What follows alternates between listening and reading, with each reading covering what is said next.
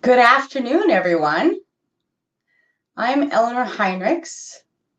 I thought someone else would be joining us, but I don't think they are. So can I just get a thumbs up from somebody if you're hearing me? Anyone? All right. Thank you so much. And you're seeing a slide, I hope. All right.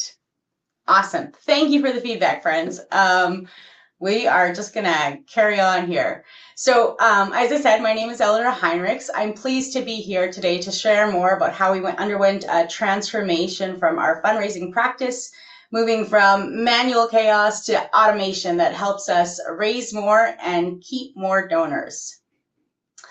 But before I get there, a bit about me. I'm connecting with you all from the University of Manitoba in Winnipeg. And while I have 20 years of experience in fundraising world, most of it in the data side, this is my first time presenting at BB Dev Days. So please forgive me if I don't check the chat often enough. I thought there'd be somebody from Blackbaud here to help out, but we're gonna do this. This is gonna be fine. So I've included my email address in the end, and would love to connect with you. And also on the screen, you should see some favorites of mine, podcast books I love to read. So if you're one of those, you're into that kind of stuff, I'd love to hear your suggestions. So feel free to send it in the chat. I'd love to look at those later, or send me an email later on. But those are two of my favorite, like books, and Typology is actually a really fun podcast. So if you're into that kind of thing, that tells you a little bit about me. So just love to know more about you guys, what you find interesting. So throw that in there as well. So let's get started. As we start, I need to start by confessing something. Of course, confession, that's not a good place to start.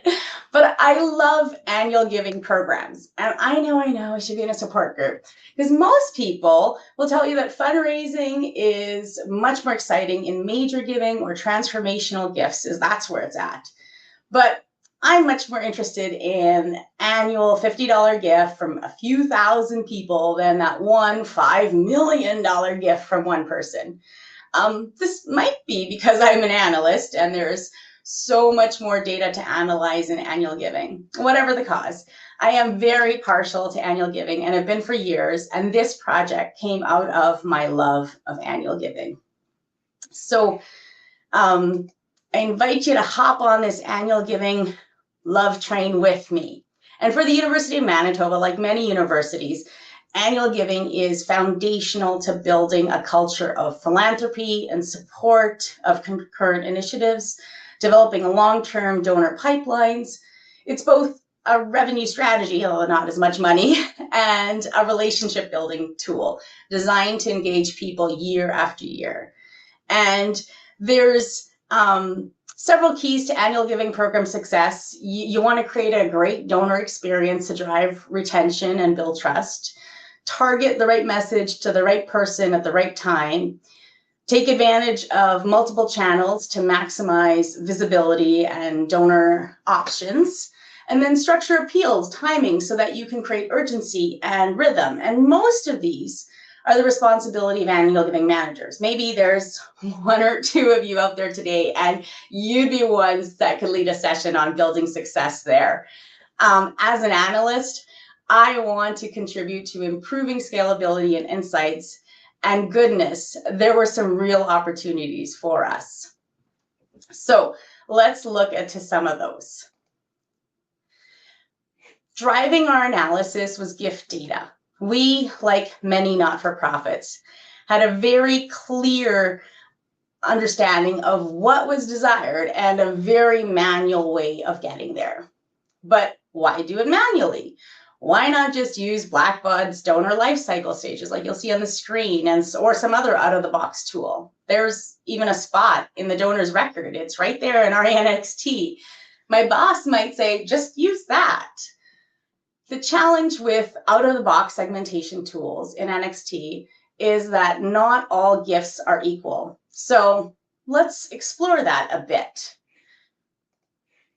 We've got crowdfunding gifts that are great for seasons, but not really annual gifts, because it's hard to keep the same momentum after the initial rush. For an example, a few years ago here at the university, there was an outpouring of response after the discovery of hundreds of unmarked graves at residential schools across Canada. And as you may know, the University of Manitoba is the proud host of the National Centre for Truth and Reconciliation. And we were so happy at how this generosity from people from across Canada and the world would support the important work that the NCTR is doing. And while super important, it's not part of the university's current regular annual giving program. So these gifts can really be counted, but not in the same way. And you might hear a gift is a gift, isn't it? Yeah, but how about tributes? At U of M, generally they're treated as not repeatable, especially when they're coming from a donor who isn't an alumnus. And this could be really different if you're in a medical or environmental or other kind of not-for-profit. But for our context in higher education, this is important. Grandma's tribute, right now we're in convocation, so Grandma's tribute in honor of Sally's graduation today is not going to be a repeated annual gift. So it's not the same way. Life insurance, another example. While it's definitely a gift, we want to track and acknowledge it's not something that's often modified or repeated as an annual gift. We're interested in tracking all kinds of gifts, but counting something from donor advised funds, gift in kinds, generally don't help when asking, is this a lapsed or a longtime donor?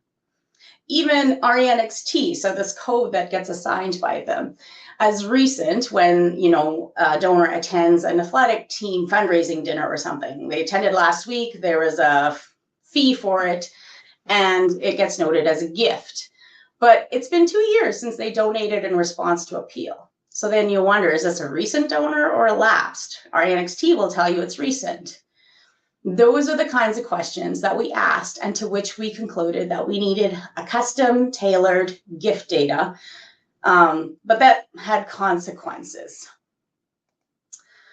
So let's talk about the consequences. And the main one was time drain, because this one really, really hurt. To deliver accurate dynamic segmentation, we needed to pull a lot of gift data from Razor's Edge.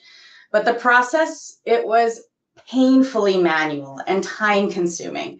Some exports took 4 hours each, and that's with me already breaking them into chunks and running multiple RE instances simultaneous just to speed things up. If you've done this kind of work, I know that you feel my pain. Because of the time demands, we could only afford to do this segmentation exercise like once a year. We thought, oh, maybe we'll do it biannually. And only doing this annually caused several issues. Outdated messaging is one of the big ones. A donor might have given 2 months ago, but our list still labeled them as lapsed. Cue that awkward, we miss you. And they just donated appeal. If a gift wasn't coded properly or entered in time, it got missed altogether. And without timely updates, we didn't ask again when we could have, especially with our committed donors. So while the segmentation was technically customized, it wasn't very responsive. And in fundraising, like many areas, timing is everything. And we hit a wall. Working harder wasn't going to fix this. We needed a solution that allowed us to evaluate and assign segmentations more frequently without burning out my small team.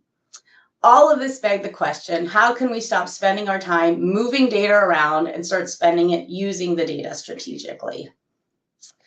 So we had an idea of where we wanted to go and what the hazards were that we wanted to avoid. But before we could move ahead to a spot where we could dynamically assign these codes to constituents, we needed to have a very clear idea of what we wanted to measure and how much weight each of these measurements would have in our assignment. And before I go into what we did, I want to again just highlight my earlier comment that one size doesn't fit all. And it doesn't matter that this worked for us at the U of M or Blackbaud strongly recommends its own practice. You know, that seriously, that graphic with those cute penguins, how can you not love that? So, but some of these might work for you and some might not. The important thing that I want you to take away from this, not only the cute penguins, but do the exercise of building your own algorithm. So I really want to strongly encourage you to do that. And we're going to look at how we formulated the segment code. And I'm going to be super transparent here. This is actually the hard part. Yes, it's complex. Yes, it takes time. Yes, it can get messy with the many stakeholders involved. But it's also a non-negotiable because it's essential to your success. At U of M, we first needed to get everyone at the same baseline understanding of the data, understanding the difference between a one-time gift or a payment or a gift in kind, even agreeing when it was lapsed. Is it when it was 1 year? Was it 15 months? Was it 2 years? What is lapsed? Clarifying the kinds of donors that we wanted to include. These all were essential.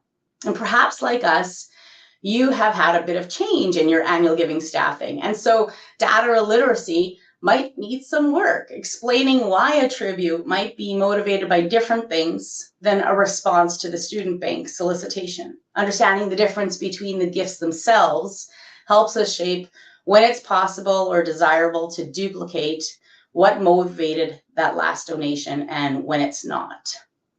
So when we had a common understanding of the data, we could look at what variables would build our formula. Like us, you might use recency, frequency, and amount as your starting point. But again, you need to know what you're going to count because not all gifts are equally helpful when used in our algorithm. And so here are some of the scenarios that we pondered. A constituent made a pledge 5 years ago, and they've been making payments on it annually. If you're only counting commitments, then no, this wouldn't be a recent donor. But if you're counting payments, then yes, they would be considered recent. We ended up considering both pledges and payments so we don't miss out when donors who make a pledge 1 year but don't start making payments until later. Write-offs. Do we count the pledge that the alumnus made, even if we never saw a penny and wrote it off in the end? We kind of did. So for us, that we count even if the gift is written off. I know other organizations will do that differently. How about that gift made by John Smith Electrical Company do we count it towards John Smith's giving? Or do we stay strictly to hard credits and ignore soft credits altogether, or only count certain soft credits? Another instance for us, I don't know if you guys, university context, you have multiple colleges at the university. So if one of the university's colleges lets us know that, a few hundred alumni donated a gift to the college's Christmas appeal, is this counted in the same way as those people donating to the university directly? And then there's things like gift in kind. Does that $20,000 library collection indicate that we should be asking the donor for leadership level gifts, $1,000 or more from now on, or was that a one-off and not a real indication of capacity? A donor hasn't made a gift this calendar year or this fiscal year, and their last gift was January 24th. Are they returning or are they lapsed? What is the cutoff? We had lots of these kinds of scenarios, and we did the what if and what else. Once we had a handle on scenarios like these and others, we had an answer to guide us, what was and was not counted, and then we were on our way. We also committed, this was also part of the hard part, committed to reevaluating the criteria itself at least once a year. We needed to be adaptable in our source, not just in our execution. So this is, working across teams, working with annual giving, working with the gift processing folks. This was a commitment in itself. And while knowing what we're counting is a great start, we also needed to understand what it was we were hoping the segmentation would help us improve. Was our goal to increase dollars, or did we care less about dollars than the number of people donate? Or were energies focused on retention or reactivation? Did we want to upgrade people or increase their giving frequencies? Again, the list goes on. And while these might be related, knowing the primary goal is important. And for us at U of M, retention. That was our goal. Annual Giving was committing themselves to a 58% retention goal. This might not sound big for your organization. For us, it was a big goal, especially when we weren't even hitting 50% consistently. So while we were interested in upgrading donors, obviously who isn't, the priority was having them give again, and we used a 15-month period to define a repeat donor. To that end, Annual Giving focused on being more consistent with their timing of solicitations, again, stuff that's outside my hand. And besides that, they worked to repeat asks via the channel that the donor last gave. So if they gave when a student called them, they were, that donor was then included in solicitations from the call center. If they never gave via phone, then they weren't included in the call center solicitations as often.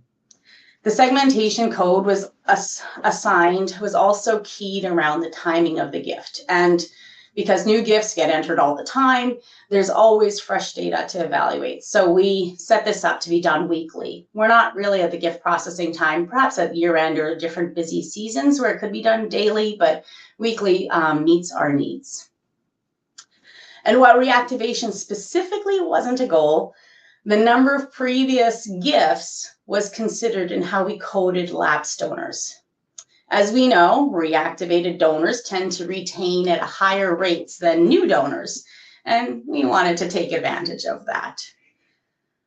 So knowing what we wanted to measure was only part of our concern. You'll recall we had complex algorithms before, but we were slowed by technology. And this changed for us with the introduction of a data warehouse into our environment. Hopefully you're seeing a screen.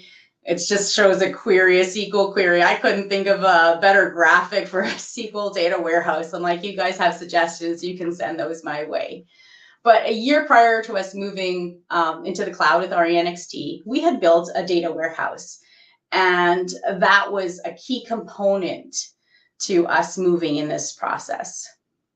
It was a key component to our us automating it as well, because it omitted those hours of exporting data. There was no longer the need to export data and manipulate it. It was just there, refreshed every evening.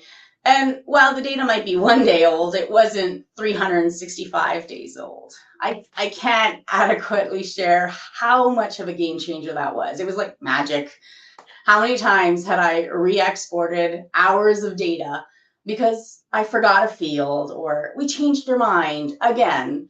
It was amazing to have the data accessible and not require the exporting. So while querying in Razor's Edge is great, the queries and data manipulations that we were required to do with mountains of data, so many subqueries and complex joins, it was so much easier to do this in SQL than in Access or some other ways that you might consider doing it. So after coming up with a formula that we were comfortable with, and you'll see part of it there. I mean, it fits small. I'm sorry, zoom in. I don't know. I just thought, I'll share parts of it because it is long and it's very geared towards us.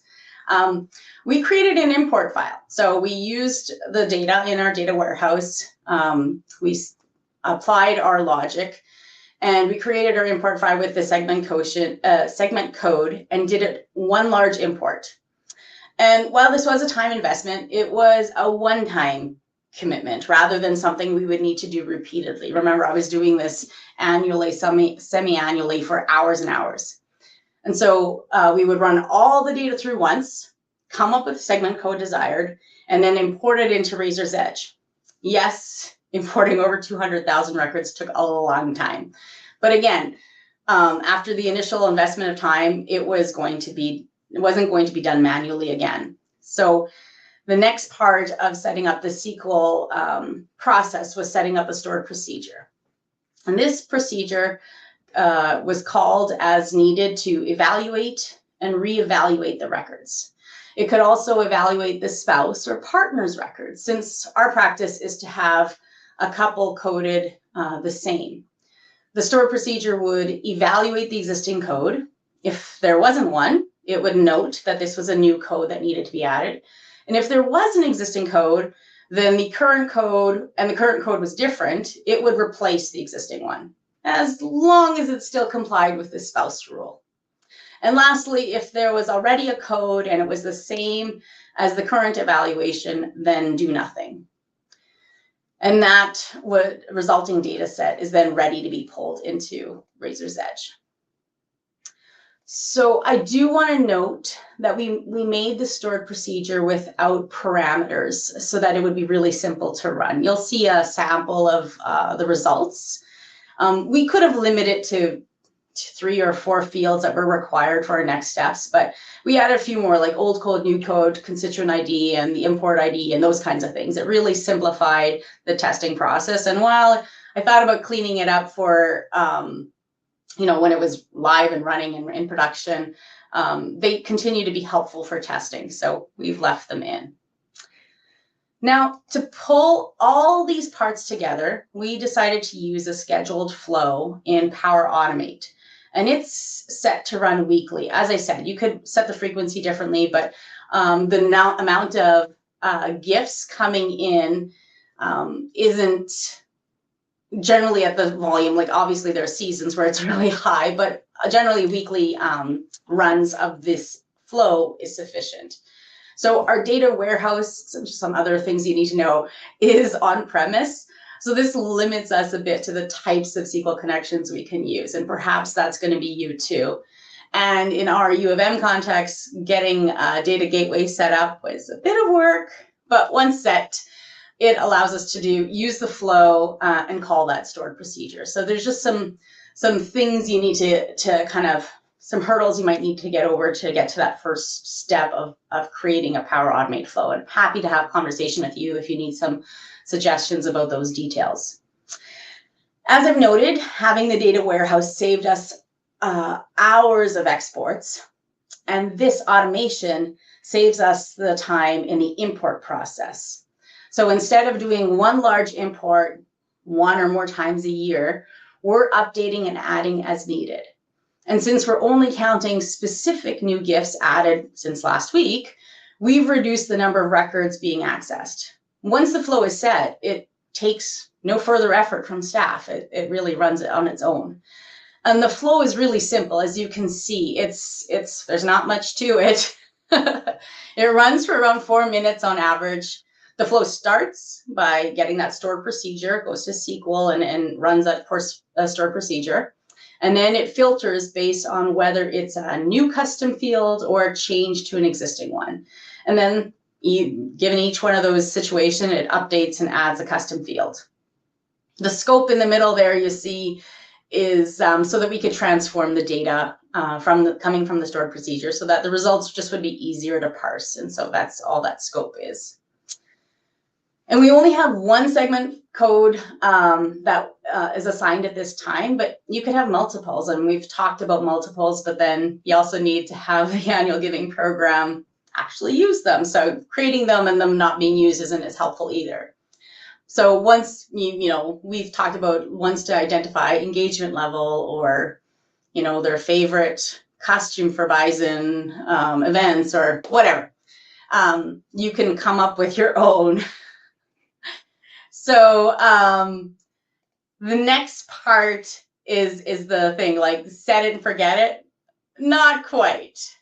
So it is all set up, and the weekly reviews the data, and the renewal of those of that data does prevent it from becoming stale.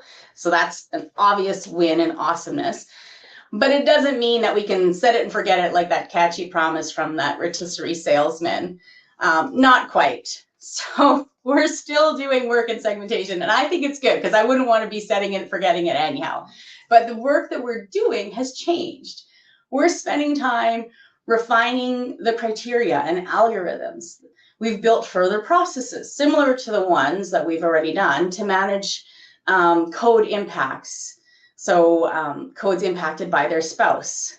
This doesn't occur very often, but you guys might be like us, so that there's a time where only one spouse is soft credit with a gift. Say it's for this, John Smith electrical company, and so John Smith gets a soft credit, but his spouse doesn't. we want to make sure that the same code is applied. And so those are just checks and balances there.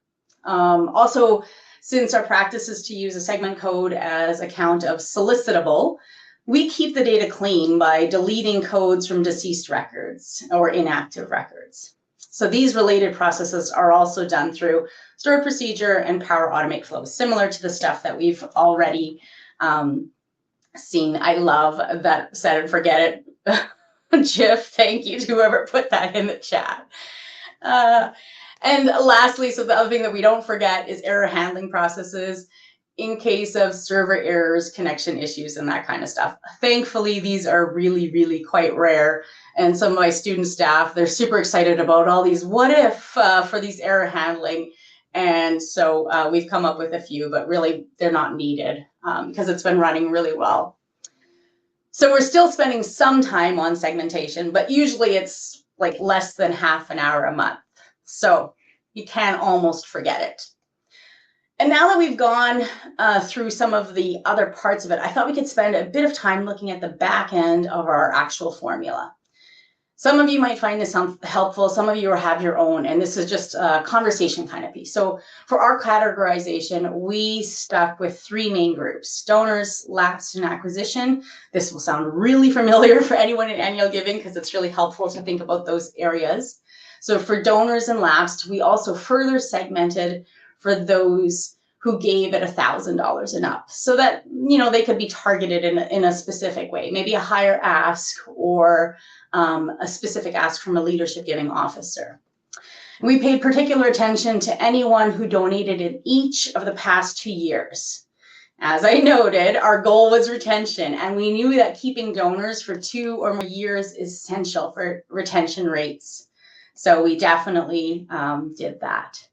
And I'm going to show you a slide with just a bit more detail, as there might be some of you like me in this group who are really into details. So if you're not, hang with me. We're almost to the end. So renewal donor included those with donation in the past 15 months and prioritized gifts from each of the past 2 years. Special attention was again given to the leadership giving donors and cumulative. So you're seeing some of the numbers, you're seeing some of the criteria. Lapsed, we included anyone who made a donation in the last 5 years, but not in the last 15 months. We tried to stick with some of the stuff from Blackbaud just so that when people were seeing stuff on a donor relations officer was seeing something on a screen, that it wasn't really far off for, when they were lapsed or renewed.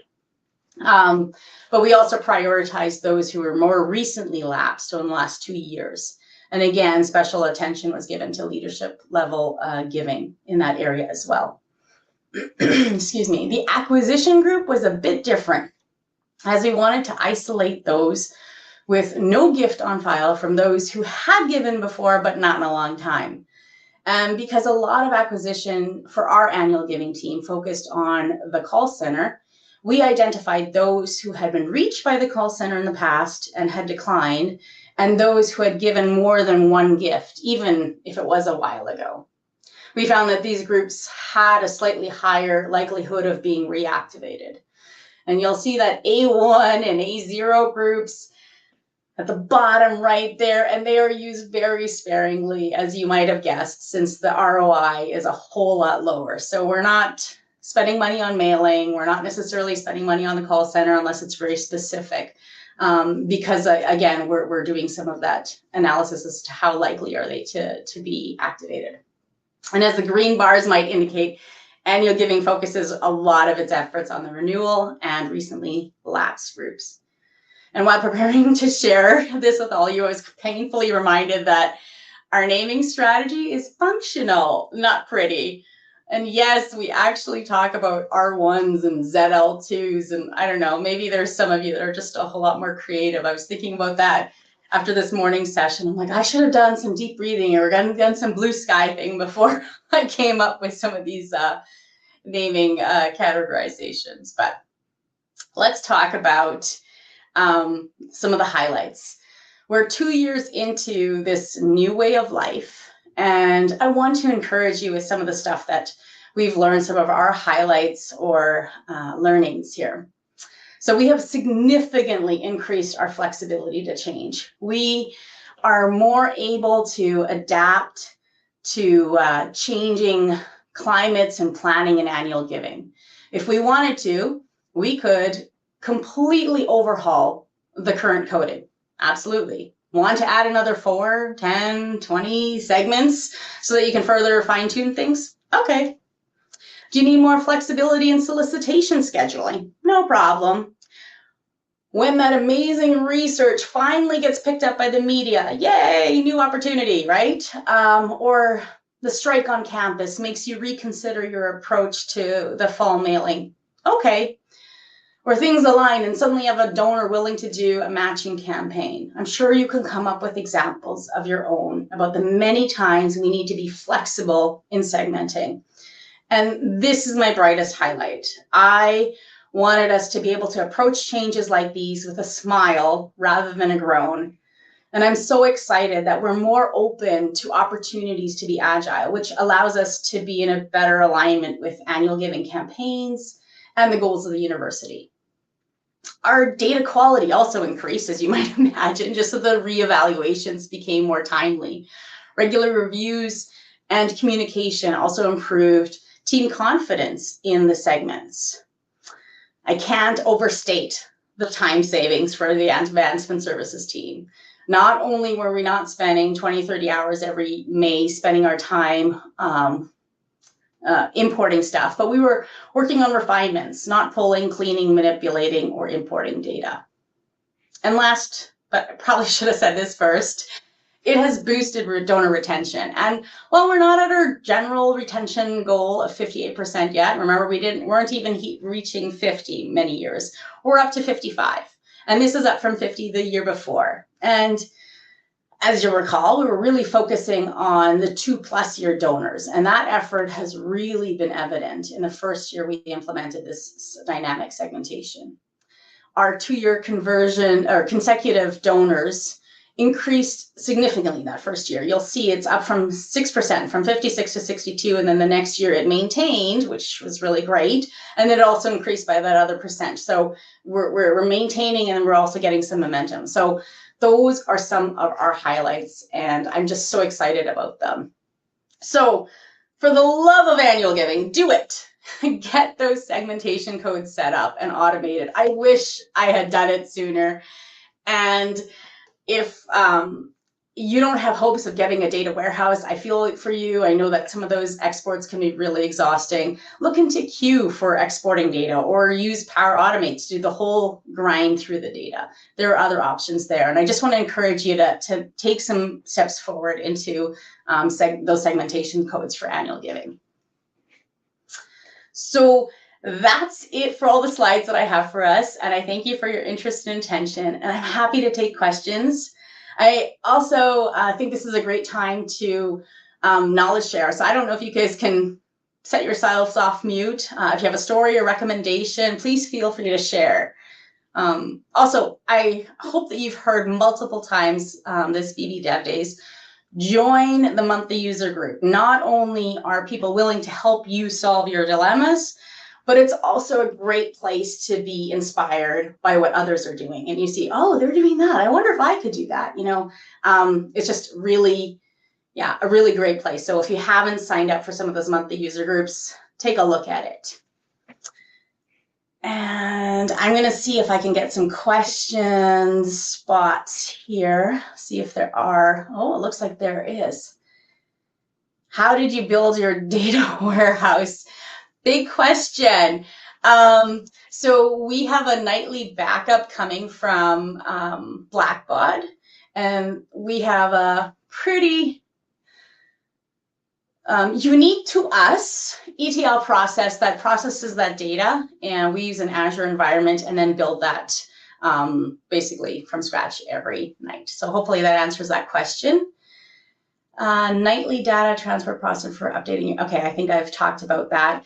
The ETL, like we are using an Azure Data Factory to move some of that data, and it's working with the download that we get every evening from Blackbaud. what exactly are the segment codes? So Emily, hopefully you've seen those segment codes in that last, that last slide, one of the last slides there. But if you want them, they're also, I think, in the docs. I think you can download it. Dear, I hear right that the segment codes are reviewed and yes, reviewed and or updated weekly via Power Automate. So yes, Sherilyn, this process, so it every week the Power Automate runs, and it's a timed, triggered by just the timing, and it goes and fetches the data from the stored procedure. So if the stored procedure has nothing, then it has nothing to do, but it always has some work. There's always some changes, especially because we're basing some of our calculations on time. So time keeps going forward. A person who was returning might be lapsed, right? So there's always new data. And so then that gets done every week, and the Power Automate runs it. And that's a really quick one. It's only 4 to 10 minutes, depending on how easy it is to get that stored procedure to run and connections with our server. Do you have done comparison of time savings? Oh, what you were spending. Pulling data in the beginning, including time for exports. It's gone from like 40 hours to 1. Like it's really really noticeable for us and our team. We do obviously spend some time with reevaluating some of the data and making sure that it's that the processes are working well. And then we go in and sometimes we're tweaking our queries themselves. So, for example, we remove, this is going to be very specific to U of M, we remove spouses of faculty and staff. Faculty staff get a specific solicitation. And so we wanted to make sure that we're removing the spouse of a faculty or staff, because again, we treat partners and spouses as units. And so we had to remove them. So we just tweaked that process in SQL, and that stored procedure. And then of course, it just keeps running. We don't really need to do any changes to the Power Automate flow. I don't know, looks like there's some questions in the chat too. I'm sorry, friends.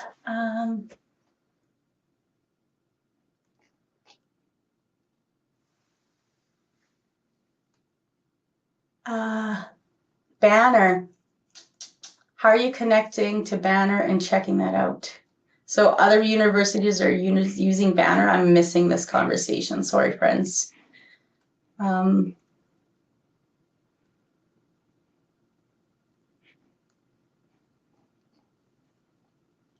there's some other questions, I don't see any others in the Q&A, then Greg, I see a hand up. Are you still around? Do you have a question?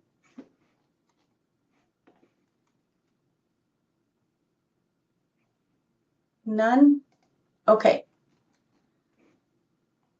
Like I said, there's a survey. If you guys, I think somewhere I can launch the survey. You can have that as something to see. And yeah, please do fill it in. Obviously, continuing learning is great. And I did promise my email address. There is just eleanorheinrichs@umanitoba.ca. So please do reach out if there's some questions or something further that I can help with.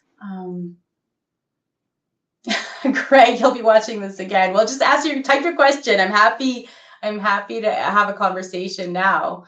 If you think of something from your scenario, like share it. We've all been there. Like, believe me, pain points. I've done the exporting. I've done the long waits and the, oh, you want to do what? Sure.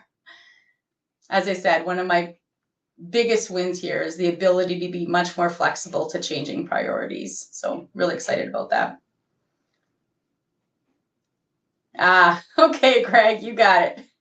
You mull it over a while. And if you need to, like I said, reach out if you guys have specific ways of doing things. For us, one of the things was just having conversations, and like it's the complex conversations with your annual giving folks and going, okay, what do you understand is what we should count versus what, you know, industry standard says we should count. And sometimes it's just even educating people as to what is a gift. They don't know, and you know the data better than anyone. So that's generally, you know, the ways that you can share some of your knowledge and expertise. So get into those conversations, those cross functional teams. It's really helpful.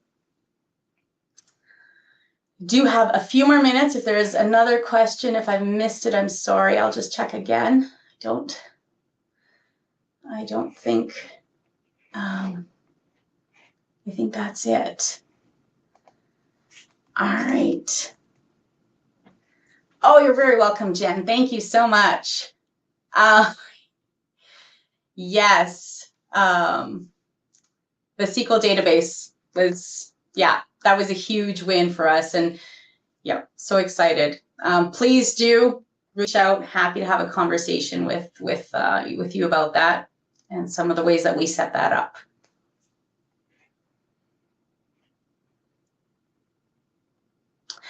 Kelsey, back to your question, if I have the Power Automate flow as a template, I don't. I know the community does share tons of them.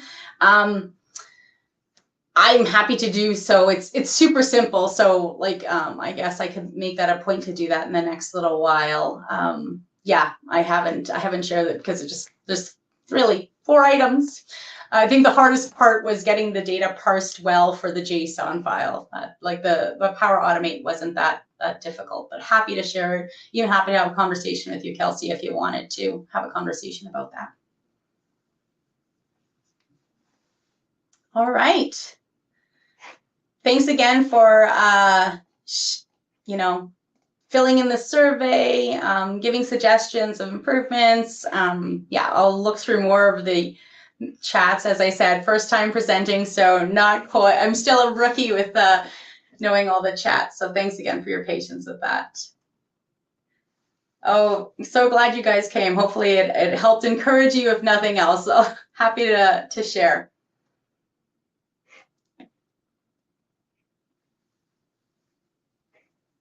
Oh, so kind. Thank you. You guys are just helping me out. Can you come work where I work?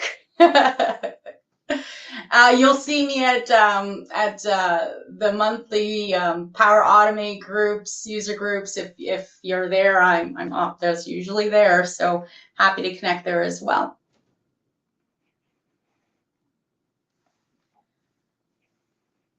I'm gonna stop sharing. I think that's it.